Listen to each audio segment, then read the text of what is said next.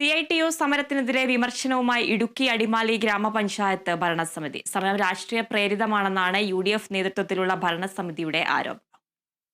വിവിധ ആവശ്യങ്ങൾ ഉന്നയിച്ച് അടിമാലി ഗ്രാമപഞ്ചായത്ത് ഭരണസമിതിക്കെതിരെ CITU പഞ്ചായത്ത് ഓഫീസ് മാർച്ച് സംഘടിപ്പിച്ചതിന് പിന്നാലെയാണ് സമരത്തിനെതിരെ വിമർശനവുമായി പഞ്ചായത്ത് ഭരണസമിതി രംഗത്തെത്തിയത്.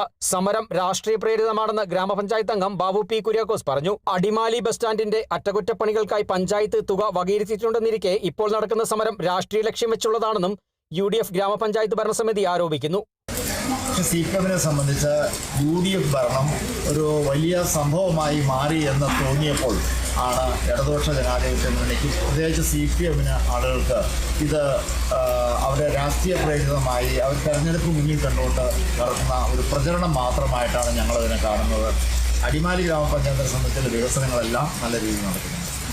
അടിമാലി ടൗണിലെ മാലിന്യ പ്രശ്നം പരിഹരിക്കുക, അടിമാലി ബസ് സ്റ്റാൻഡിന്റെ ശോചനീയാവസ്ഥ പരിഹരിക്കുക, ട്രാഫിക് അഡ്വൈസറി കമ്മിറ്റി വിളിച്ചു ചേർക്കുക തുടങ്ങി വിവിധ ആവശ്യങ്ങൾ ഉന്നയിച്ചായിരുന്നു CITUവിന്റെ നേതൃത്വത്തിൽ അടിമാലി ഗ്രാമപഞ്ചായത്ത് ഓഫീസിലേക്ക് പ്രതിഷേധ മാർച്ച് സംഘടിപ്പിച്ചത്. Kerala vision news, Idukki.